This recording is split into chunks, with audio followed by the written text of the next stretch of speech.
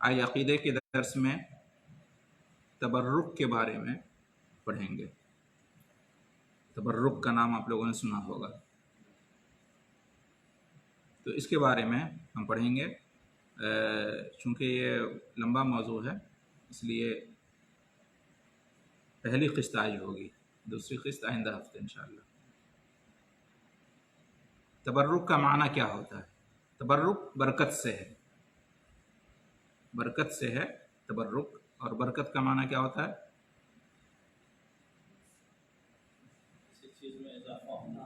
ہاں، جو خیر ہے، بھلائی ہے، اس میں اضافہ ہونا، وہ زیادہ ہو، وہ بڑھے، ہے نا، اور وہ خیر ثابت رہے، قائم رہے، تو اس کو کہتے ہیں برکت۔ ٹھیک ہے، خیر کا زیادہ ہونا، خیر کا بڑھنا، خیر کا باقی رہنا، ٹھیک ہے، خیر میں اضافہ ہونا، یہ سب کیا ہے؟ برکت کے معنی میں داخل ہے۔ ٹھیک ہے، خیر مطلب بھلائی، نفع، فائدہ۔ ٹھیک ہے،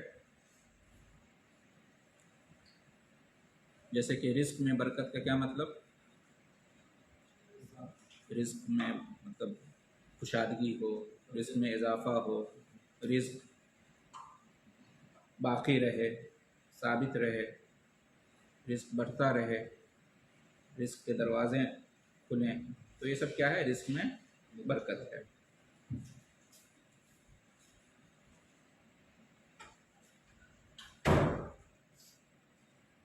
تو اسی برکت سے ہے تبرک۔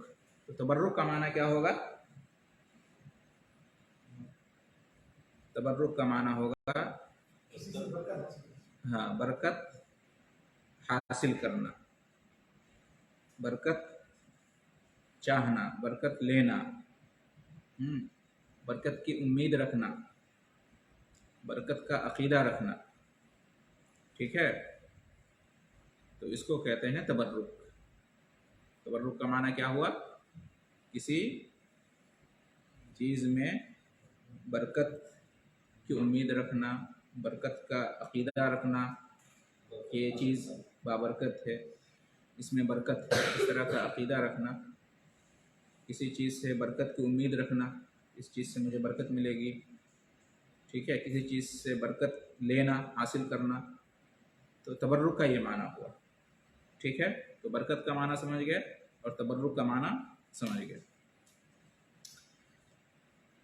سب سے پہلے ایک قاعدہ جان لیجئے برکت اور تبرک کے بارے میں، کہ یہ جو برکت ہے یہ کس کی جانب سے ہے؟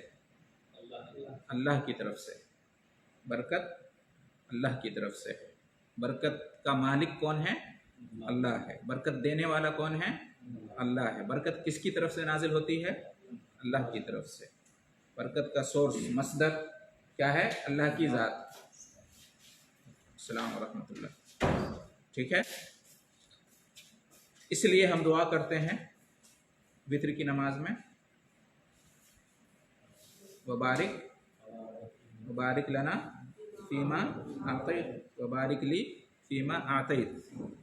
دعا کرتے ہیں نا کہ اے اللہ تو نے مجھے جو دیا ہے اس میں برکت عطا کر۔ تو برکت اللہ کی طرف سے ہے، برکت کا مالک، برکت عطا کرنے والا اللہ ہے، لہٰذا برکت اللہ ہی سے طلب کی جائے گی، برکت اللہ ہی سے مانگی جائے گی، برکت کا سوال اللہ ہی سے کیا جائے گا۔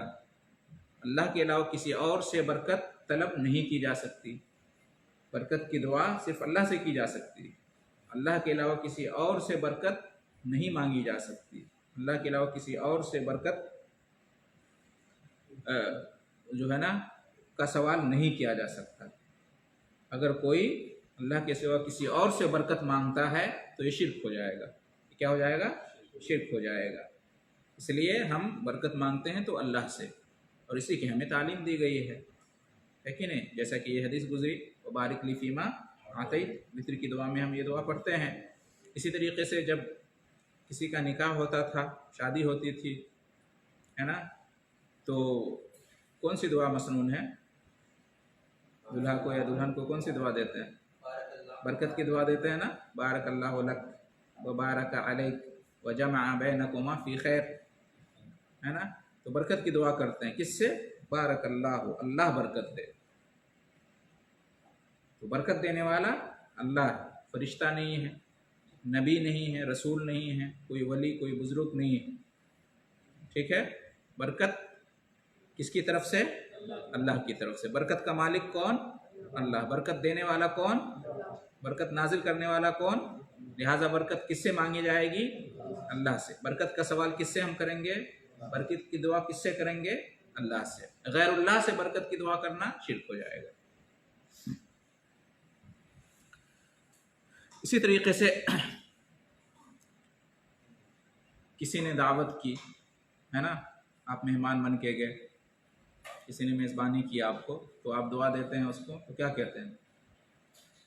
अल्लाहुम्मा बारिक लहुम फीमा रज़क़तहुम, ऐ अल्लाह बरकत अता कर इनको जो तूने उनको अता किया है उसमें, उनके रिस्क में बरकत अता कर।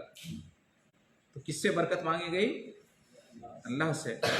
तो अल्लाह की ज़ात ही असल में बाबरकत है, बरकत उसी की तरफ से है। इसलिए हम कहते हैं तबारक व तआला। किसके बारे में हम कहते हैं? अल्लाह के बारे में। किसी और के बारे में तबारक व तआला का इस्तेमाल नहीं कर सकते। तबारकल्लज़ी बियदिहिल मुल्क किसके बारे में है? अल्लाह के बारे में। तो बरकत अल्लाह की तरफ से है, बाबरकत असल में अल्लाह ही है, बरकत देने वाला अल्लाह ही है। इन तमाम दलीलों से साबित हुआ।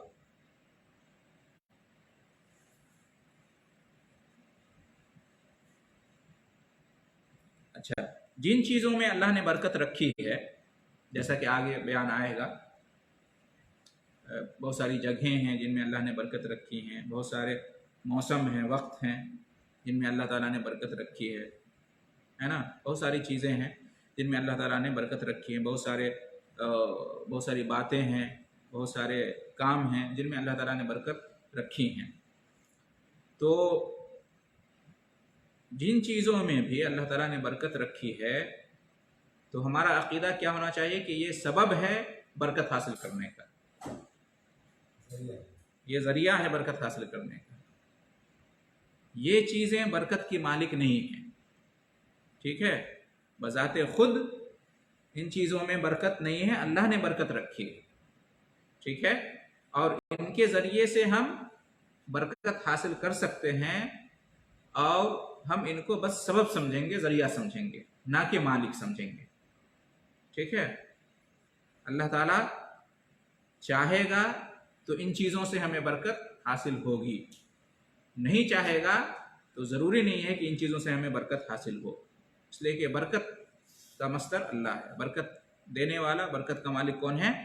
अल्लाह है। तो चीज़ें बाबरकत क्यों हुई? इसलिए कि अल्लाह ने बाबरकत बनाई।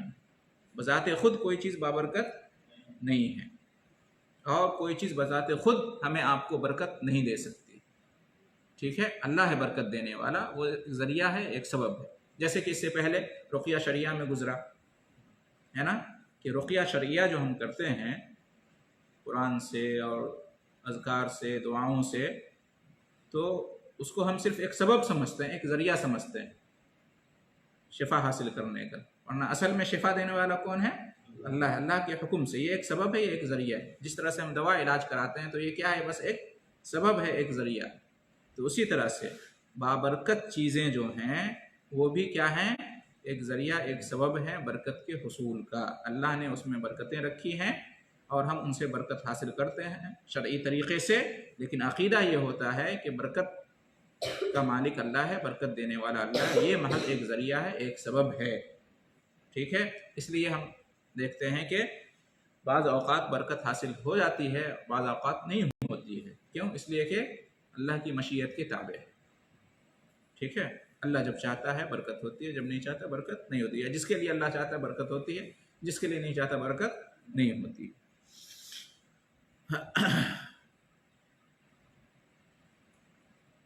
उसके बाद हम ये जानेंगे कि तबर्रुक की दो किस्म हैं। तबर्रुक की बरकत हासिल करना, बरकत लेना किसी चीज़ से, या किसी चीज़ के बारे में बरकत का अक़ीदा रखना कि ये चीज़ बाबरकत है। ठीक है। किसी चीज़ से جو ہے نا برکت کی امید رکھنا، تو اس کی دو قسم ہیں. ایک ہے تبرک مشروع، ایک ہے اس کو کہتے ہیں تبرک مشروع، یعنی وہ تبرک جو کہ شریعت سے ثابت ہے، وہ تبرک جو کہ جائز ہے، وہ تبرک جو ہم کر سکتے ہیں اور کرنا چاہیے، جو کہ مسنون ہے، مستحب ہے. ٹھیک ہے، تو اس کو کہتے ہیں تبرک مشروع. ٹھیک ہے، اور ایک دوسرا تبرک ہوتا ہے تبرک ممنوع، وہ تبرک جو کہ منع ہے، شریعت میں اس کی اجازت نہیں ہے، وہ نہیں کرنا چاہیے. تو آج ہم پڑھیں گے تبرک مشروع کے بارے میں. تبرک ممنوع کا بیان آئندہ درس میں ہوگا، آئندہ ہفتے انشاءاللہ. تبرک مشروع کیا ہے؟ اس میں بہت ساری چیزیں ہیں. تبرک مشروع میں بہت ساری چیزیں ہیں. اس میں سب سے پہلے نمبر پر نبی کریم صلی اللہ علیہ وسلم کی ذات مبارکہ. ٹھیک ہے، تمام بابرکت چیزوں میں جنہیں اللہ نے بابرکت بنایا ہے، اس میں جو سب سے عظیم برکت کی چیزیں ہیں یا برکت کی ذات ہے، اس میں کیا ہے؟ نبی کریم صلی اللہ علیہ وسلم کی ذات بھی ہے. نبی کریم صلی اللہ علیہ وسلم کی ذات بابرکت ذات اللہ نے بنائی، نبی صلی اللہ علیہ وسلم کی ذات مبارکہ تھی. ٹھیک ہے، نبی کریم صلی اللہ علیہ وسلم کا بدن، ٹھیک ہے، نبی صلی اللہ علیہ وسلم کی ذات، آپ صلی اللہ علیہ وسلم کا بدن، جیسے کہ ہاتھ وغیرہ، وعلیکم السلام ورحمۃ اللہ، پاؤں وغیرہ، اسی طریقے سے منہ، زبان، آپ کا پسینہ، ٹھیک ہے، آپ جو پانی استعمال کیے، جس میں آپ جس پانی سے یا جس چیز سے آپ کا ہاتھ مس کر جائے، ٹھیک ہے، تو اور جو بھی آپ صلی اللہ علیہ وسلم کے جسم سے جو چیزیں لگی اور جدا ہوئیں، منفصل ہوئیں، جو چیزیں، آپ کا لباس، ٹھیک ہے، تو ان تمام چیزوں میں اللہ تعالیٰ نے برکت رکھی، اور ان تمام چیزوں سے برکت صحابہ کرام لیا کرتے تھے، ثابت ہے. کیوں؟ اس لیے کہ اللہ کی ذات کو، نبی صلی اللہ علیہ وسلم کی ذات کو اللہ تعالیٰ نے بابرکت بنایا ہے، مبارک بنایا ہے. ٹھیک ہے، اس کی بہت ساری دلیلیں ہیں.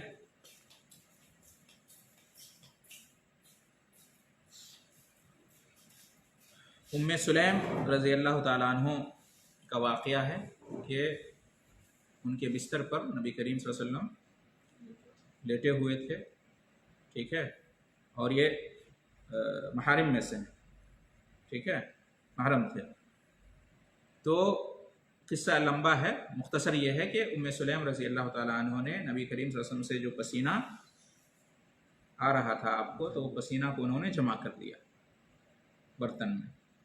ٹھیک ہے، تو نبی کریم صلی اللہ علیہ وسلم سے پوچھا یہ کیا کر رہی ہو؟ تو کہا کہ ہم اس کے ذریعے سے اپنے بچوں، مطلب اس کے ذریعے سے ہم اپنے بچوں کو مطلب شفا یابی میں، صحت یابی میں، ہے نا، برکت میں، عافیت میں، اس کے ذریعے سے ہم کیا کریں گے؟ مدد دیں گے. اس طرح سے بعض روایت میں ہے کہ آپ نے کہا، مسلم نے کہا کہ میں یہ جو پسینہ ہے آپ کا، وہ خوشبو میں اس کو میں ملا دوں گی تو اس کی خوشبو زیادہ ہو جائے گی. ٹھیک ہے، تو صحیح مسلم کی روایت ہے یہ. تو اس سے معلوم ہوا کہ نبی کریم صلی اللہ علیہ وسلم کی ذات کیا تھی؟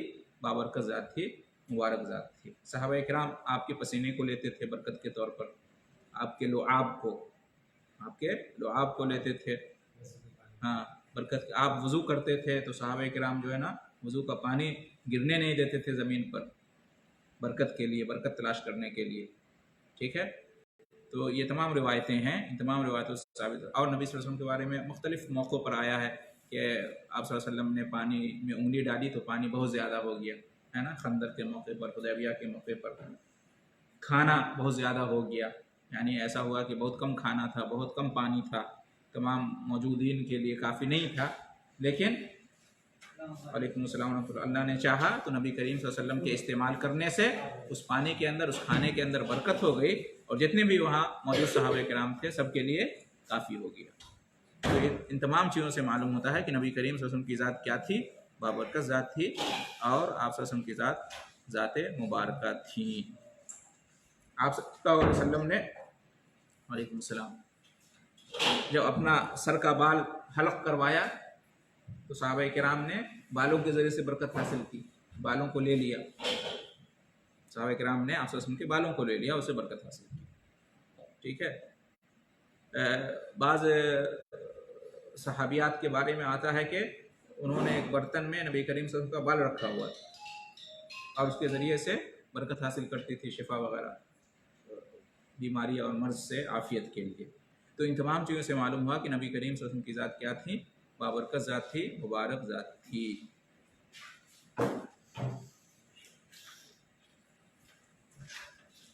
शिफायामी में भी और खाने पीने की चीज़ों में भी और दीगर फ़ायदा हासिल किया जाता था। नबी सल्लल्लाहु अलैहि वसल्लम के ज़माने में, सहाबा किराम के ज़माने में ऐसा होता था। लेकिन अब नबी करीम सल्लल्लाहु अलैहि वसल्लम की वफ़ात के बाद, ठीक है, और मुरूर ज़माना के साथ, ज़माना के गुज़रने के साथ, नबी करीम सल्लल्लाहु अलैहि वसल्लम के आसार ऐसे नहीं बचे हैं कि जिनके ज़रिए से हम बरकत हासिल कर सकें। नबी सल्लल्लाहु अलैहि वसल्लम से मुताल्लिक़ कोई ऐसी निशानियाँ नहीं बची हैं। आपका जिस्म मुबारक तो कब्र मुबारक के अंदर है ना, और कोई आपका लिबास भी नहीं बचा, कोई बर्तन भी नहीं बचा, कोई हथियार भी नहीं बचा कि जिसके ज़रिए से आज हम मतलब बरकत हासिल कर सकते हैं। जो लोग दावा करते हैं मुख्तलिफ़ जगहों पर कि आप सल्लल्लाहु अलैहि वसल्लम का मुँह मुबारक है या बाल मुबारक है या नाले मुबारक है या कोई ख़ास कपड़ा है या बर्तन है, तो ये सब सिर्फ दावे हैं, इसका कोई सबूत नहीं है, कोई दलील नहीं है। ठीक है। तो नबी करीम सल्लल्लाहु अलैहि वसल्लम से मुताल्लिक़ कोई भी चीज़ अभी ऐसी नहीं बची है जिसके ज़रिए से हम बरकत हासिल कर सकें। आप सल्लल्लाहु अलैहि वसल्लम की ज़ात और आपकी ज़ात से मुताल्लिक़ कोई ऐसी चीज़ नहीं बची है, कोई बर्तन, कोई कपड़ा, कोई हथियार, बाल या जूते, कोई भी इस्तेमाल की चीज़ आप सल्लल्लाहु अलैहि वसल्लम की नहीं बची है कि जिसके ज़रिए से हम हासिल कर सकें। और जो दावा किया जाता है कहीं भी, तो वो दावा बेबुनियाद है। ज़माना हो गया और उन चीज़ों की अल्लाह ताला ने हिफाजत नहीं की और अल्लाह ताला ने हिफाजत की ज़िम्मेदारी भी नहीं ली, उसमें कोई मसलहत भी ऐसी नहीं थी। उससे शिर्क व बिदअत पैदा हो सकता था, बाद में आने वालों के लिए फितने पैदा हो सकते थे। इसलिए अल्लाह ताला की हिकमत यही रही कि ये आसार नहीं रहे। ठीक है जी। तो नबी सल्लल्लाहु अलैहि वसल्लम की ज़ात बाबरकत थी, मुबारक थी। आप सल्लल्लाहु अलैहि वसल्लम की ज़ात से बरकत ली जा सकती थी। ये कब? आप सल्लल्लाहु अलैहि वसल्लम की ज़िंदगी में। आपकी ज़िंदगी के बाद जो है ना, अब चूंकि कोई चीज़ बाकी नहीं है, इसलिए बरकत नहीं ली जा सकती। ठीक है।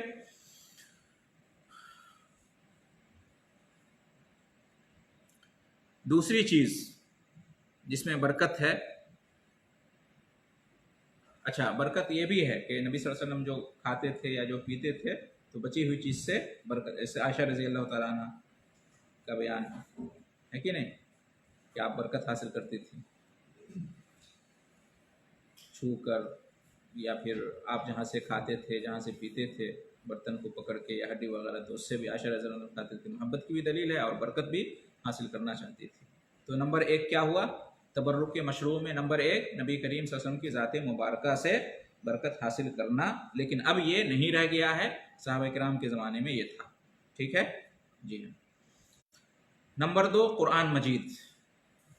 कुरान मजीद की तिलावत करना, कुरान मजीद पढ़ना, या जो भी ज़िक्र व अज़कार हैं, दुआएँ हैं नबी करीम सल्लल्लाहु अलैहि वसल्लम की, या जो भी हम नेक आमाल करते हैं, तो ये क्या है? बाबरकत हैं और इनके ज़रिए से बरकत हासिल होती है। और सबसे बड़ी बरकत क्या है कि अजर व सवाब में इजाफ़ा होता है, गुनाहों की मग़फ़िरत होती है, दर्जात बुलंद होते हैं।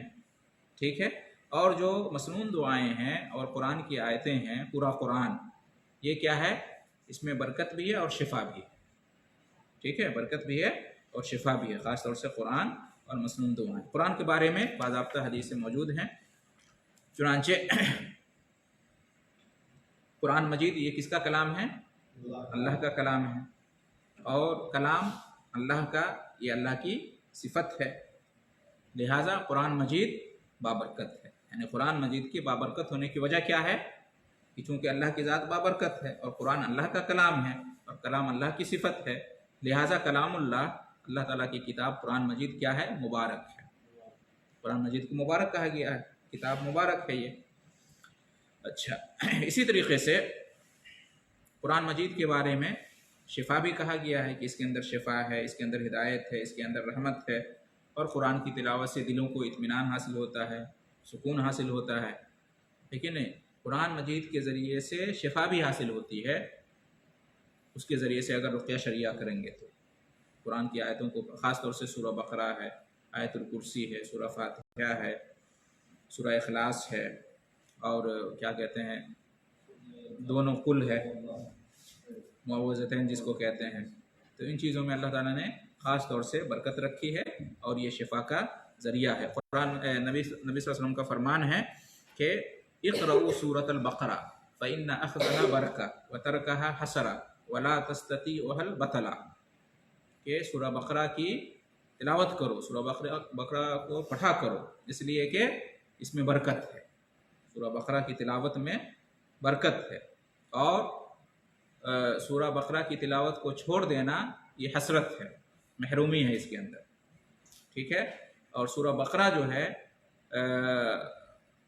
اس کو جادوگر جو ہے نا اس پر غالب نہیں ہو سکتے، یعنی سورہ بقرہ کے اندر کیا ہے، حفاظت ہے بیماریوں سے، آفتوں سے، مصیبتوں سے، جادو سے، نظر بد سے، ٹھیک ہے، اور کاہن اور جادوگر بھی اس کی کاٹ نہیں رکھتے اپنے پاس، یہ مطلب ہے اس حدیث کا۔ دوسرا مطلب اس کا یہ بھی ہے کہ جو کاہل اور سست لوگ ہوتے ہیں وہ سورہ بقرہ کو حفظ نہیں کر سکتے، سورہ بقرہ کی تلاوت نہیں کر سکتے، یہ بھی ایک معنی بیان کیا گیا ہے۔ تو بہرحال اس حدیث سے معلوم ہوا کہ قرآن کیا ہے، بابرکت چیز ہے، خاص طور سے سورہ بقرہ کے بارے میں یہ حدیث آئی ہے، اور پورا قرآن بابرکت ہے۔ جی یہ بھی تبرک مشروع ہے، قرآن کی تلاوت کرنا اور اس سے برکت لینا یہ تبرک مشروع ہے، یہ جائز ہے، مسنون ہے، مستحب ہے، ایسا کرنا چاہیے، ٹھیک ہے۔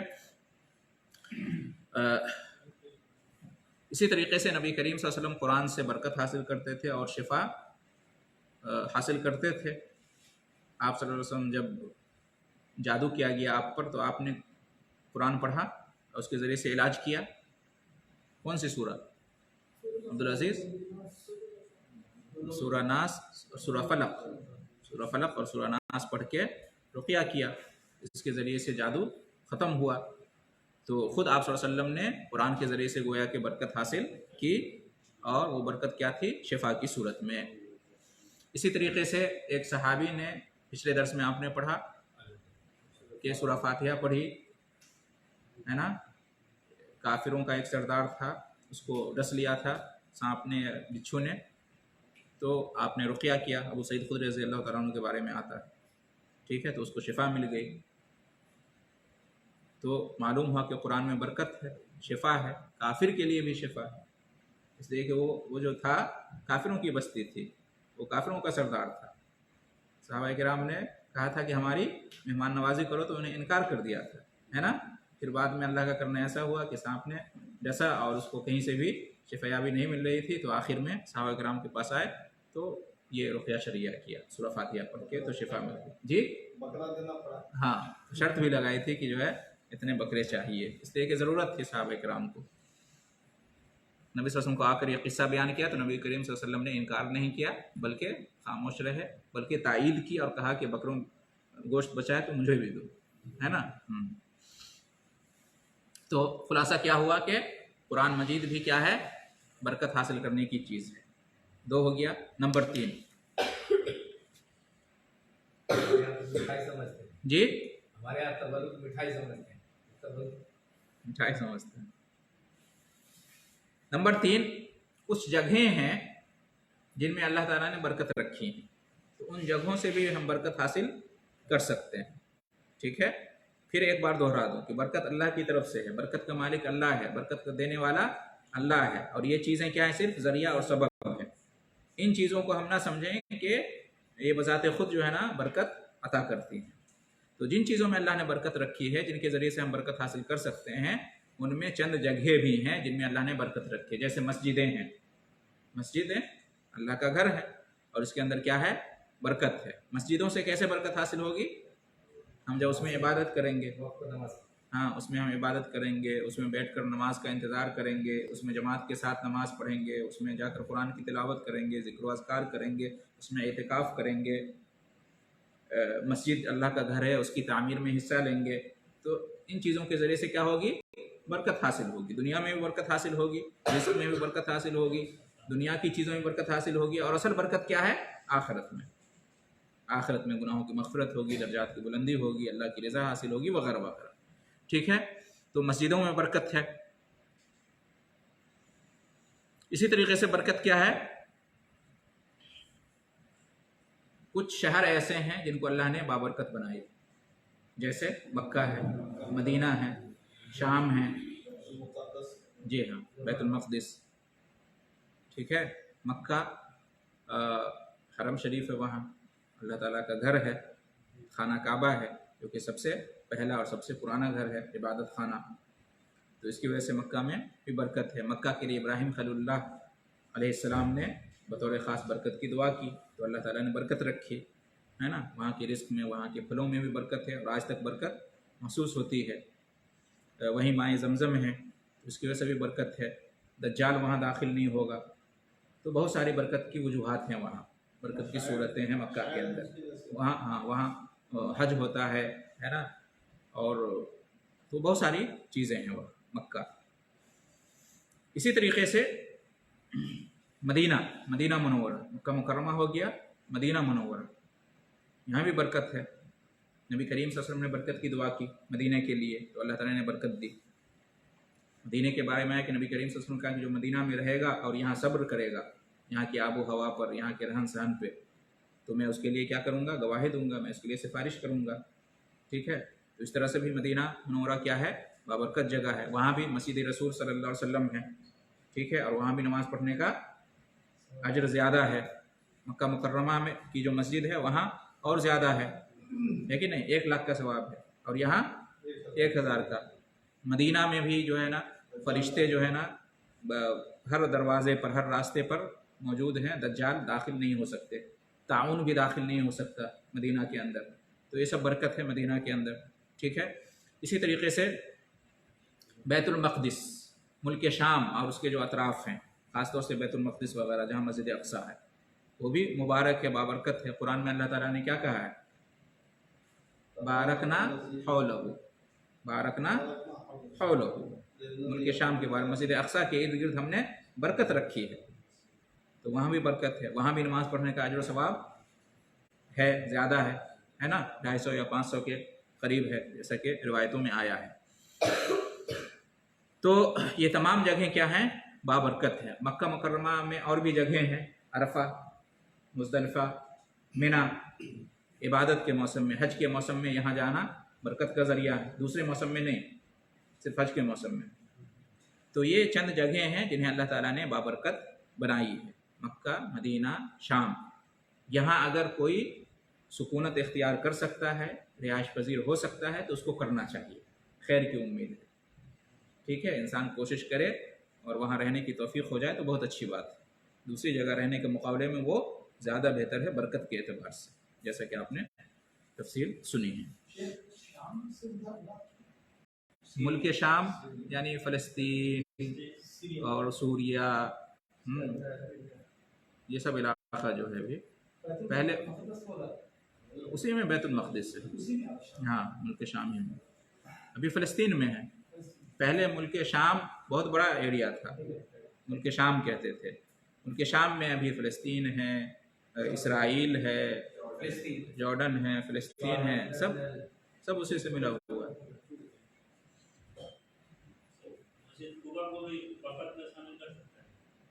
मस्जिद क़ुबा में भी नमाज़ पढ़ने का अजर सवाब है, उम्रा का सवाब मिलता है। वज़ू करके जाएँ, दो रकअत नमाज़ पढ़ें मस्जिद क़ुबा में, तो इस एतबार से बाबरकत हुई, अजर सवाब। जी हाँ,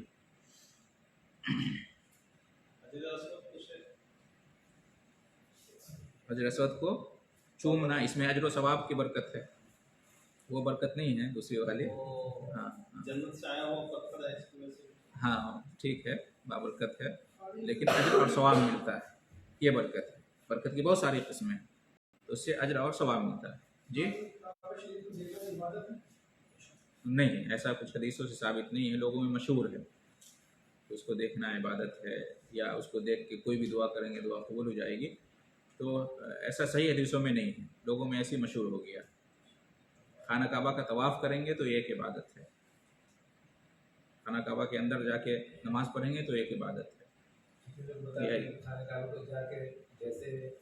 بعد میں سوال جواب کریں گے، ہم پہلے مکمل کر لیتے ہیں، ہم لوگ پہلے مکمل کر لیتے ہیں، ٹھیک ہے؟ تبرک مشروع چل رہا ہے نا۔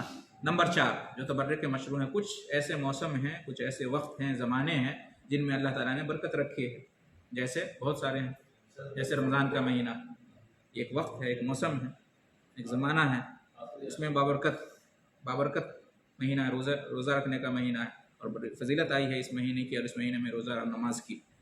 اسی طریقے سے عشرہ ذی الحجہ کے شروع کے 10 دن ہے نا، سب سے بہترین دن ہے، سب سے بہترین عمل انہی دنوں میں کیا جا سکتا ہے، اللہ کے نزدیک محبوب عمل، تو عشرہ ذی الحجہ یہ بھی بابرکت ہے اس اعتبار سے۔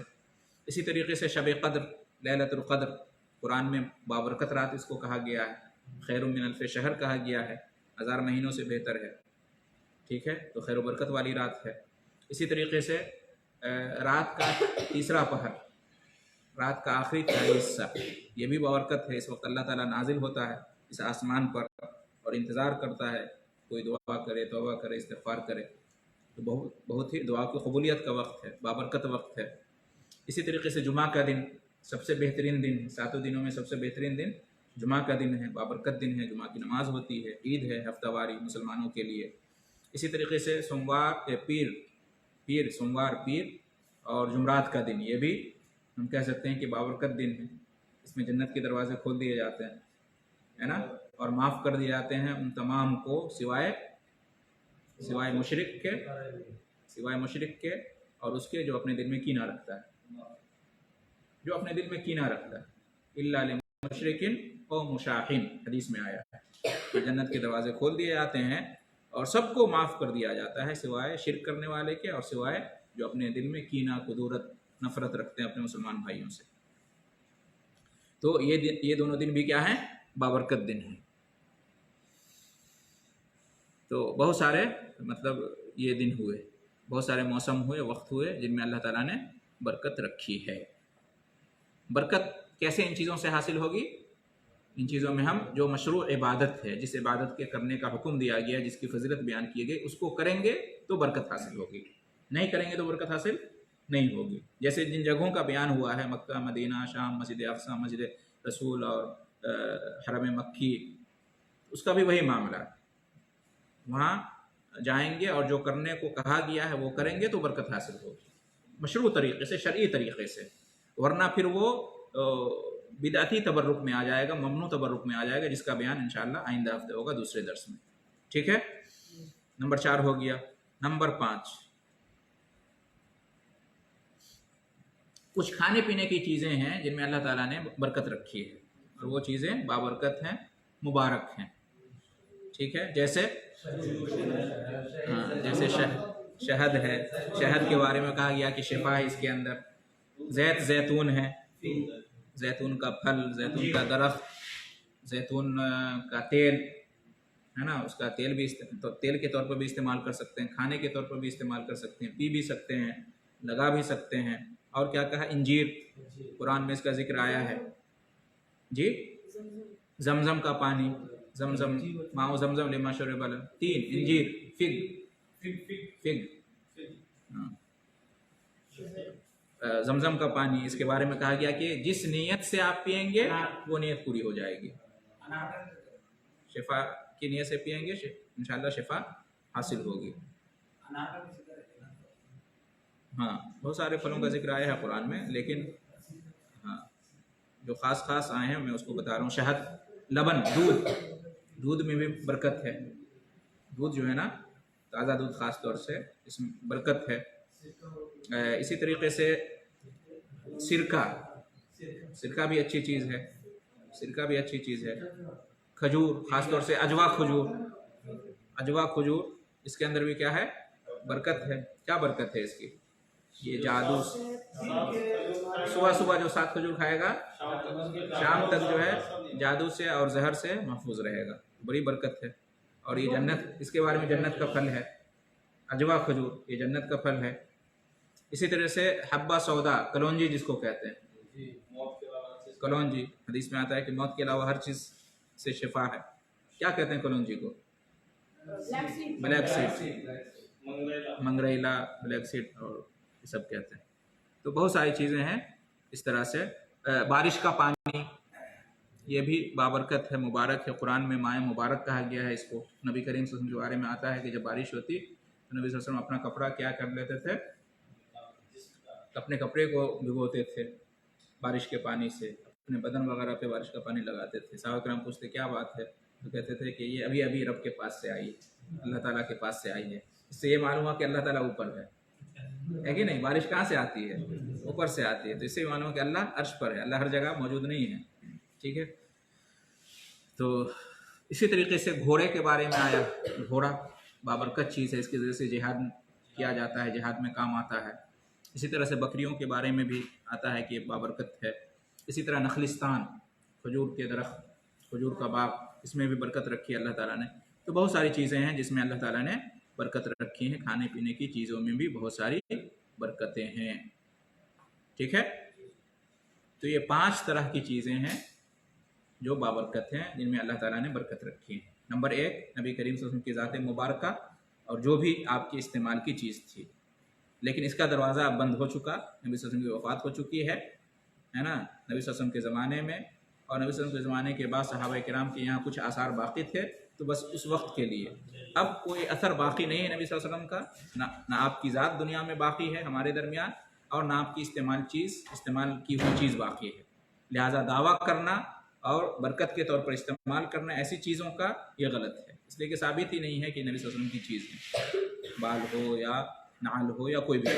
نمبر 1. نمبر 2 قرآن مجید کی تلاوت اور اسی طریقے سے ذکر و اذکار اور تمام جو عبادات کی چیزیں ہیں یہ بھی کیا ہے؟ بابرکت ہے. نمبر 3 جگہیں بابرکت ہے نا، جیسے مکہ، مدینہ، ملک شام وغیرہ وغیرہ. اور اسی طریقے سے نمبر 4 موسم، وقت، زمانہ، جیسے رمضان کا مہینہ، جمعہ کا دن، شب قدر، عشر ذی الحجہ وغیرہ وغیرہ. عرفہ کا دن بھی بہت بابرکت ہے. اس دن بندوں سے قریب ہوتا ہے اللہ تعالیٰ، عرفہ کے دن کی دعا قبول ہوتی ہے. تو یہ سب ہے. اور آخری چیز نمبر 5 کھانے پینے کی بہت ساری چیزیں ہیں جس میں اللہ نے برکت رکھی ہے. زمزم کا پانی ہے، کھجور ہے، اجوا ہے، شہد ہے، کلونجی ہے، زیتون ہے.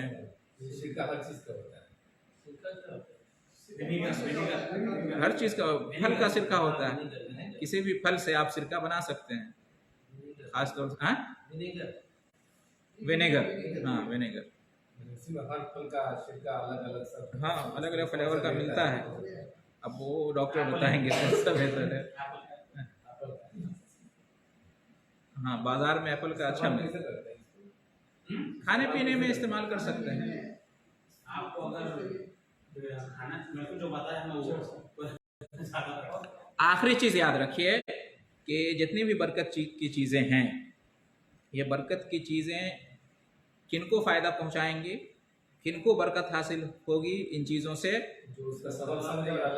جو مومن ہوگا، موحد ہوگا، جس کا ایمان ہوگا، ہے نا، اللہ پر، رسول پر، آخرت پر اور تمام چیزوں پر. اور ان 3 چیزوں پر بھی کہ یہ چیزیں برکت کا ذریعہ ہیں. ٹھیک ہے، تبھی برکت حاصل ہوگی. الحمدللہ.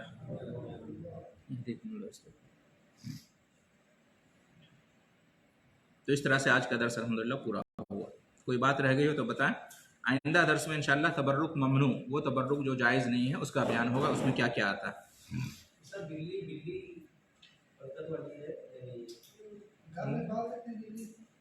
پال سکتے ہیں لیکن ہاں بلی ناپاک نہیں ہے، کوئی بات نہیں. برکت والی نہیں ہے، ایسا تو نہیں آیا ہے کہ برکت والی. یہ ہے کہ ہاں کرتے تھے.